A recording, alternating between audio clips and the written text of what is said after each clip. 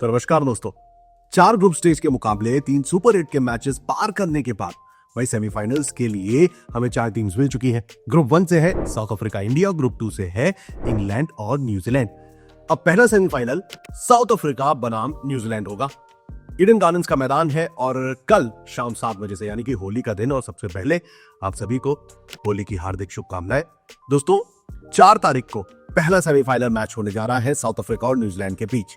अब Eden gardens में अभी तक का माहौल कैसा रहा है, जो मुकाबले T20 के खेले गए हैं उसमें स्टैट्स कैसे हैं, दोनों टीम्स की ओर से वो कौन से खास खिलाड़ी हैं जिन पर हमें रखनी चाहिए नजर, और अभी तक टीम्स कैसा परफॉर्म करती नजर आई है, तमाम जानकारियां मैं आपको इस वीडियो में देने वाला हूं। छोटी बड़ी सभी अपडेट्स आपको यहां पर मिलेंगी, तो इस वीडियो को पूरा जरूर देखें, क्योंकि उम्मीद मैं यही करता हूं कि अंत तक आप इस मुकाबले के लिए बेहतर आकलन कर सकेंगे मेरी सभी स्टैट्स, मेरी सभी अपडेट्स देने के बाद। तो चलिए बिना समय गवाए शुरुआत कर देते हैं ईडन गार्डन से, जहां पर यह मुकाबला होने जा रहा है। दोस्तों ईडन गार्डन्स यानी कि कोलकाता का जो मैदान है अभी तक 6 T20 मैचेस होस्ट कर चुका है। अमूमन हमने वेस्ट इंडीज, स्कॉटलैंड जैसी टीम्स को यहाँ पर खेलते देखा था। कोई बड़ी मेजर टीम्स यहाँ पर अभी तक नहीं खेली हैं, एक्सेप्ट इंडिया वर्सेस जो वेस्ट इंडीज का मुकाबला हुआ था, वहां पर एक बड़ा मैच हमें देखने को मिला था। उसके अलावा वेस्ट इंडीज ने कभी इटली से खेला, स्कॉटलैंड से खेला, इंग्लैंड ने कभी इटली से खेला, इस तरीके के छोटे बड़े मैचेस हुए हैं। तो यहां पर एक एवरेज स्कोर जो निकल के आता है वो रहता है 183 का। अमूमन कैप्टन जो है just to be on a safer side पहले गेंदबाजी करना पसंद कर सकते हैं। और क्योंकि हमने लास्ट मैच में भी इंडिया वेस्ट इंडीज का जो मैच हुआ था वहां पर भी देखा था कि एंड में आते आते थोड़ा सा ड्यू फैक्टर हुआ था, मतलब जैसी एक्सपेक्टेशंस थी उतना ड्यूक तो नहीं आया था, बट ड्यू था। तो उसको ध्यान में रखते हुए कैप्टन पहले गेंदबाजी करना पसंद कर सकते हैं, क्योंकि अब 2 बड़ी टीम्स है साउथ अफ्रीका, न्यूजीलैंड, तो यहां पर छोटी छोटी चीजें भी बहुत महत्व देंगी। तो टॉस जीतकर कैप्टन पहले गेंदबाजी पसंद करेंगे। अब यहां पर एक फन फैक्ट और है, 3 बार मतलब 6 मुकाबलों में से 3 बार ऐसा हुआ है कि कैप्टन ने जो डिसीजन लिया है उसके तहत वो जीत का रास्ता तैयार कर सके हो। जी हाँ, अब आप नजर डालिए, यहाँ पर एक मैच था स्कॉटलैंड बनाम इंग्लैंड, जहां पर इंग्लैंड ने पहले गेंदबाजी करना चूज किया था, वो मुकाबला जीतते हैं। फिर इंग्लैंड बनाम इटली, जहां पर इंग्लैंड पहले बल्लेबाजी चूज करती है। एंड देन लास्ट मैच था जहां इंडिया ने पहले टॉस जीतकर गेंदबाजी चूज करी थी और वो मुकाबला जीते थे। इनके अलावा बाकी जो 3 मैचेस है वहां पर टॉस जिस टीम ने जीता है उस टीम ने मुकाबला नहीं जीता है। ये है अभी तक का लेखा जोखा ईडन गार्डन्स का बल्लेबाजी और रन्स के महत्व को ध्यान में रखते हुए। अगर आप बॉलर्स की परफॉर्मेंस की बात करते हैं तो यहां पर जो 6 मैचेस हुए हैं उसमें 84 विकेट चटकाए गए हैं, 51 विकेट्स जो है वो पेसर्स ने और 33 विकेट्स स्पिनर्स की झोली में गिरे हैं। तो ये थे स्टैट्स वही ईडन गार्डन्स के, जहां पर अमूमन हमने देखा है पेसर्स को ज्यादा फायदा मिलता है। देखो बाउंड्री छोटी है, फास्ट आउट फील्ड मिलती है, तो बड़े रन स्कोर करने की काबिलियत और दोनों टीम्स रखते हैं, क्योंकि एक तरफ हैरी ब्रूक है, फिल सॉल्ट का भी बल्ला चल गया तो भाई मुकाबला तकड़ा हो सकता है। On the other hand south Africa की जब हम बात करते हैं तो क्विंटन डी कॉक भाई रंग में रंग चुके हैं। लास्ट मैच हमने देखा किस तरीके से उन्होंने बेहतर परफॉर्म किया था। वेस्ट इंडीज के खिलाफ जो मुकाबला हुआ था उसमें एडन मार्करम और डी कॉक दोनों बराबरी पे आ गए थे, मतलब रन स्कोर कर रहे थे। रियान लिटिलटन ने भी आकर पारी को संभाला था। तो इनका जो टॉप ऑर्डर है वो रन स्कोर कर सकता है। एंड देन मिडिल ऑर्डर में चिप इन करने के लिए डेविड विलर और Corbin Bosch along with Marco Jansen जैसे खिलाड़ी तो मौजूद ही है। तो बल्लेबाजी अगर आप देखते हो तो उस लिहाज से अगर हम देखें तो ये बड़ा स्कोर हमें देखने को मिल सकता है in this upcoming contest. Now let's talk about teams. पहले साउथ अफ्रीका की बात करते हैं, जो कि इस टूर्नामेंट में अनबीटेबल रही है थ्रू आउट द टूर्नामेंट। अगर आप देखें फ्रॉम द स्टार्ट, चाहे वो अफगानिस्तान का मुकाबला हो, यूएई का मैच हो, उन्होंने लगातार मुकाबले जीते हैं, छोटी बड़ी टीम सभी को मात देते हुए। इंडिया पर भी जीत दर्ज कर दी थी, न्यूजीलैंड को भी हराया था अपने ग्रुप स्टेज मुकाबले में। तो टीम जिस तरीके का परफॉर्मेंस देती नजर आई है, मैं पहले भी बोल चुका हूं कि भाई ये उस माइंडसेट से ही आए हैं कि इन्हें सिर्फ और सिर्फ T20 वर्ल्ड कप की ट्रॉफी चमचमाती हुई नजर आ रही है, और उस चीज के लिए ये सारी बाधाओं को पार करते नजर आ रहे हैं। चाहे इनके बल्लेबाज हो, चाहे गेंदबाज हो, सब फॉर्म में दिखाई दे रहे हैं। अब इस बात का अंदाजा आप इससे लगा सकते हो कि जितने मैचेस अभी तक साउथ अफ्रीका ने खेले हैं, मतलब 4 ग्रुप स्टेज, 3 सुपर 8, उसमें से ये जो 7 मैचेस हैं उसमें से 5 अलग अलग प्लेयर ऑफ द टूर्नामेंट का, प्लेयर ऑफ द मैच का खिताब प्लेयर्स ले चुके हैं। 2 बार लंगी एनगिडी ने ले लिया, फिर उसके बाद आपको मार्को जेनसन दिखते हैं, Corbin Bosch, David Miller and then Aiden Markram, जिन्होंने वेस्ट इंडीज के अगेंस्ट यहाँ पर प्लेयर ऑफ द मैच लिया था।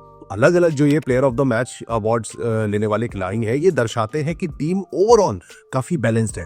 हालांकि इनको अमूमन जो देखा है हमने, लंगी एनगिडी और along with Marco Jansen, Corbin Bosch, ये 3 इनके बेहद इंपॉर्टेंट बॉलर्स रहे हैं थ्रू आउट द टूर्नामेंट ये 3 बॉलर्स पर ही टीम मोस्टली डिपेंड करती नजर आई है। कागिसो रबाडा ने लास्ट मैच में वेस्ट इंडीज के खिलाफ चिप इन जरूर किया था, विकेट जरूर निकाले थे, लेने जरूर नजर आए थे, बट देन अगर आप देखें तो अमूमन हमने ये पहले 3 गेंदबाजों को ही विकेट्स निकालते हुए देखा है। अब वहीं जब हम बल्लेबाजों की बात करते हैं तो यहां पर भी दोस्तों एडन मार्करम अधिकतर हर मैच में आपको रन स्कोर करते नजर आएंगे। अभी तक देखो साउथ अफ्रीकन टीम जो है वो अहमदाबाद के मैदान पर खेली है या फिर दिल्ली के मैदान पर खेली है। इसके अलावा अभी तक वो ईडन गार्डन्स तक नहीं पहुंचे हैं, लेकिन उस मैदान पर अभी न्यूजीलैंड भी नहीं खेली है इस T20 वर्ल्ड कप में। तो मैदान के लिहाज से अगर आप देखो तो दोनों टीम्स के लिए वो पहला ही मैच है यहाँ पर।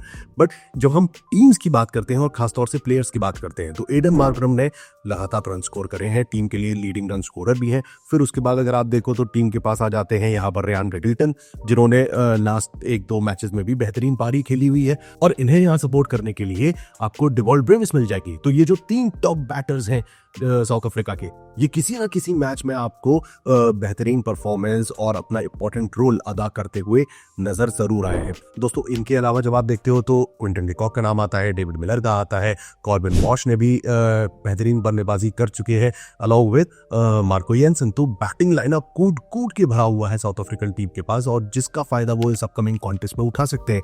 क्योंकि on the other hand when we talk about जब हम न्यूजीलैंड की बात करेंगे तो वहां पर हमें थोड़ी सी खामियां बल्लेबाजी और गेंदबाजी दोनों में आएगी।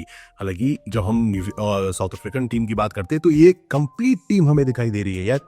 अगर आप बोलते हो ना कि मतलब देखो, आप चाहे किसी भी टीम को सपोर्ट करते हो, चाहे वो इंडिया हो या कोई भी, आप किसी भी मुल्क से हो, किसी भी टीम को सपोर्ट कर रहे हो, एक टीम जो कंप्लीट पैकेज के साथ आई है वो है साउथ अफ्रीका, जिसने हर डिपार्टमेंट में बेहतरीन परफॉर्म किया है और डोमिनेट करती नजर आई है। सिर्फ एक वो अफगानिस्तान वाला मैच था जो उनका फंसा था, जो डबल सुपर ओवर पे गया था, उसके अलावा उनका डोमिनेशन हमने देखा है।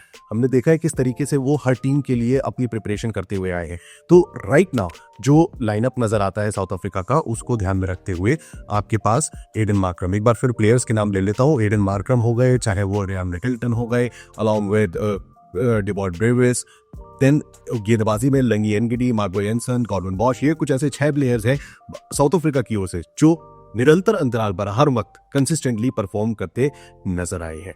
दोस्तों on the other hand when we talk about their opponents, New Zealand की भी बात करते हैं, यहां पर थोड़ी सी परेशानी नजर आई है क्योंकि टीम मोस्टली रिलाई करती है बल्लेबाजी में। अगर आप देखें तो टीम मोस्टली रिलाई करती है टिम साइफर्ट और फिन एलन पे, और इनके बाद अगर आप देखें तो ग्लेन फिलिप्स पे पारी बार जोर आता है, जिन्होंने कनाडा के अगेंस्ट शायद प्लेयर ऑफ द मैच लिया था, 76 रन की पारी खेली थी। इसके अलावा अगर आप देखें टिम साइफर्ट ने बेहतरीन परफॉर्मेंस दी है, 2 मैचेस में वो प्लेयर ऑफ द मैच रह चुके हैं, और ग्लेन फिलिप ने कनाडा के अगेंस्ट हाल फिलहाल रचिन रविंद्र ऐसे खिलाड़ी उभर के निकल के आए हैं जिन्होंने इस टूर्नामेंट में बेहतरीन रोल अदा किया है। श्रीलंका के अगेंस्ट पहले उनकी गेंदबाजी, फिर उसके बाद उनकी बल्लेबाजी ने टीम को जीत का रास्ता दिलाया था। हालांकि श्रीलंका के अगेंस्ट तो वहां पर मिचेल सैंटनर भी चल गए थे, बट इनकी बल्लेबाजी भी उतनी ही इंपॉर्टेंट रही थी in the top order.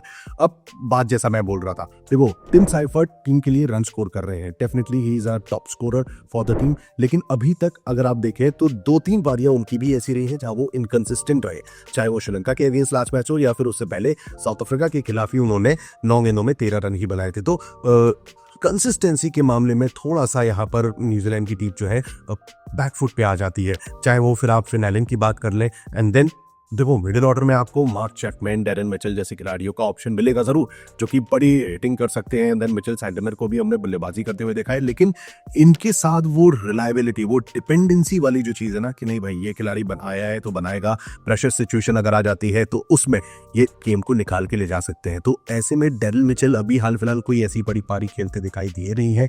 Mark Chapman ने एक आधा मैच में डिसेंट परफॉर्म किया था, ग्लेन फिलिप के साथ एक छोटी साझेदारी करने की कोशिश जरूर करी थी, बट उसके अलावा वहां पर भी आपको रन्स नहीं मिलते। तो ओवरऑल टीम का जो बैटिंग लाइनअप है वो Tim Seifert, Finn Allen, Glenn Phillip पे डिपेंड करता है। On the other hand when we talk about their bowlers, देखो न्यूजीलैंड के साथ था कि मैट हेनरी अपनी फैमिली ड्यूटीज के लिए वापस चले गए थे। ये था कि अगर न्यूजीलैंड सेमीफाइनल्स के लिए आएगी तो वो डेफिनेटली खेलते हुए नजर आ सकते हैं हमें सेमीफाइनल्स में। तो अब चूंकि न्यूजीलैंड सेमीफाइनल्स में आ चुकी है तो उम्मीद करेंगे मैट हेनरी भी वापस इंडिया आ जाए, और क्योंकि वो he is along with Rachin Ravindra, यही 2 मेन बॉलर्स भी है Rachin Ravindra and Matt Henry ने दोनों ने मिलकर बेहतरीन गेंदबाजी करी है, विकेट्स निकाले। हाल फिलहाल में रचिन रविंद्र ने विकेट निकाले, लेकिन थ्रू आउट द टूर्नामेंट अगर आप देखोगे तो मैट हेनरी के विकेट्स रहे हैं, and that shows how important he is along with Lockie Ferguson and Jacob Duffy. ये तीन बॉलर्स जो है, Matt Henry, Jacob Duffy, Lockie Ferguson, ये तीन बॉलर्स हमें एक बार फिर नजर आ सकते हैं साउथ अफ्रीका के अगेंस्ट एट ईडन गार्डन्स।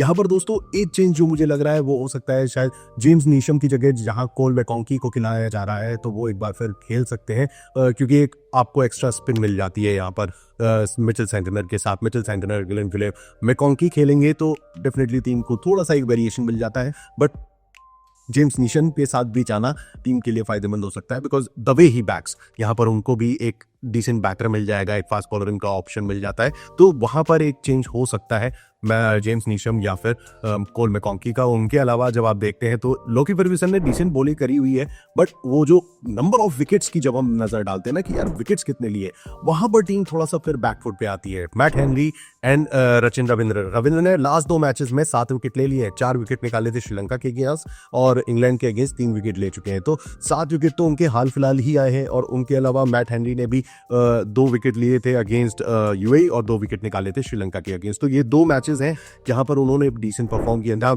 एक से ज्यादा विकेट लिए हैं, अदरवाइज 1 विकेट की गारंटी तो मैट हेनरी भी देते हैं। तो ये जो बॉलिंग अटैक है, यहां पर हमें एक चीज नजर आती है कि टीम हेविली रिलाई कर रही है मैट हेनरी और रचिन रविंद्र पे हाल फिलहाल। Lockie Ferguson can chip in along with, यहाँ पर अगर आप देखो तो मिचेल सेंटनर भी डिसेंट गेंदबाजी कर सकते हैं, 1-2 विकेट की तो गारंटी वो भी ले सकते हैं ईडन गार्डन्स के मैदान पर, बशर्ते सामने आप अगर टीम देख रहे हैं जहां पर बड़े हिटर्स मौजूद है जो कि इनफॉर्म है। ईडन गार्डन्स के मैदान पर अगर बाई चांस यहाँ पर अगर आप देखते हैं साउथ अफ्रीका अगर बल्लेबाजी करती है तो यार 200 से नीचे स्कोर जाना नहीं चाहिए, क्योंकि हमने इंडिया वाले मैच में भी देखा जो वेस्ट इंडीज के अगेंस्ट था, वो जो अगर 20-30 रन अगर और एक्स्ट्रा आ जाते तो इंडिया फंस सकती थी। तो अगर साउथ अफ्रीका यहाँ पर पहले बल्लेबाजी करती है तो चाहे वो साउथ अफ्रीका हो या फिर न्यूजीलैंड, अगर आपको मुकाबले में जीत दर्ज सुनिश्चित करनी है ना, तो देखो वैसे तो क्रिकेट अनिश्चितताओं का खेल है, अनप्रिडिक्टेबल है, लेकिन एक होता है कि एक सेफ गेम खेलना है, तो आपको 210-220 मारने ही पड़ेंगे ईडन गार्डन्स के मैदान पे, तभी आप जीत के लिए आगे बढ़ सकते हो, आप प्रेशर डाल सकते हो सेकंड बैटिंग करने वाली टीम पे। अदरवाइज एनी स्कोर बिलो 200, मतलब मैं तो कहता हूँ 190 के नीचे अगर कोई भी स्कोर होगा तो सेकंड बैटिंग करने वाली टीम निकाल ले जा सकती है, चाहे वो साउथ अफ्रीका हो या न्यूजीलैंड। दोस्तों, आपके लिहाज से इस अपकमिंग कॉन्टेस्ट में इतनी सभी बातों को सुनने समझने के बाद मुझे तो देखो लग रहा है on paper and on field जिस तरीके से परफॉर्मेंस रही है साउथ अफ्रीका डेफिनेटली फेवरेट्स रहने वाली है, लेकिन आपके लिहाज से इन सभी बातों को सुनने समझने के बाद किस टीम का पलड़ा आपको भारी नजर आ रहा है? क्या न्यूजीलैंड यहां से वो कारनामा कर सकती है जो अभी तक कोई भी टीम नहीं कर पाई throughout the tournament, South Africa को हराना? कमेंट सेक्शन खुला हुआ है दोस्तों, जवाब जरूर दीजिएगा। फिलहाल के लिए इस वीडियो में बस इतना ही, और दोस्तों जाते जाते आप सभी को एक बार फिर होली की हार्दिक शुभकामनाएं। मैं आपको T20 वर्ल्ड कप से related A to Z detail updates पहुंचाता रहूंगा, तो उसके लिए क्रिकेट गुरु को सब्सक्राइब कर ले और नोटिफिकेशन की घंटी बजाना ना भूले। So stay tuned and keep watching cricket Guru.